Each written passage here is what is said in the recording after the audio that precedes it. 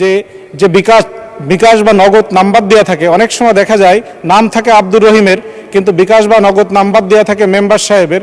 মাননীয় স্পিকার, আপনাকে ধন্যবাদ জানাই।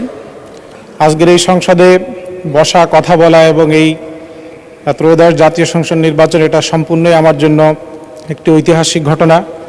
আমার জীবনে ভোটার হওয়ার পরে এইবারই প্রথম ভোট দিতে পেরেছি।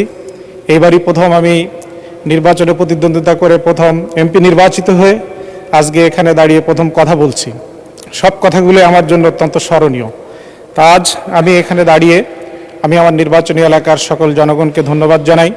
পাশাপাশি মাননীয় মন্ত্রী মহোদয়ের কাছে আমার প্রশ্ন, যে আমরা ইতিপূর্বে দেখেছি যে কোনো নির্বাচিত প্রতিনিধি যারা থাকেন তারা যদি সরকার দলীয় না হয়, তাহলে সে এলাকায় দেখা যায় যে সরকার দলীয় যারা নেতাকর্মীরা থাকে তারা অধিকাংশ ক্ষেত্রে এই ভাতা প্রদান সহ বিভিন্ন সমাজ কল্যাণমূলক কাজে প্রভাব বিস্তার করে তাদের চিন্তা চেতনা, তাদের লক্ষ্য উদ্দেশ্যকে বাস্তবায়ন করতে চায়।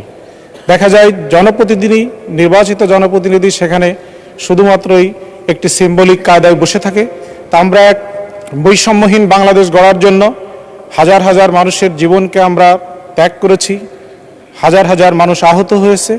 তা আমার প্রশ্ন, যে বর্তমান সরকার কি এই ব্যাপারে পদক্ষেপ নিয়ে এই বৈষম্য দূর করে যারা প্রকৃত অর্থে জনপ্রতিনিধি তাদের মাধ্যমেই জনগণের সেবা জনগণের কাছে দোরগোড়ায় পৌঁছে দিবে কিনা? আর অধিকাংশ ক্ষেত্রে দেখা যায় যে আজকে আমাদের এই সমাজ কল্যাণমূলক যত ভাতা আমি খেয়াল করে দেখেছি যে অনেক সময় যারা তালিকা দেন, জি আমি একটা প্রশ্ন করেছি যে এই বৈষম্য দূর করবেন কিনা। আর একটা ইনফরমেশনের জন্য আমি বলে রাখি মাননীয় মন্ত্রী মহোদয়কে যে যে বিকাশ বা নগদ নাম্বার দেওয়া থাকে, অনেক সময় দেখা যায় নাম থাকে আব্দুর রহিমের, কিন্তু বিকাশ বা নগদ নাম্বার দেওয়া থাকে মেম্বার সাহেবের বা চেয়ারম্যান সাহেবের। এটি অন্য প্রসঙ্গ। মাননীয় মন্ত্রী একটা প্রশ্ন, জি ধন্যবাদ। প্রশ্ন করবেন মাননীয় প্রতিমন্ত্রী।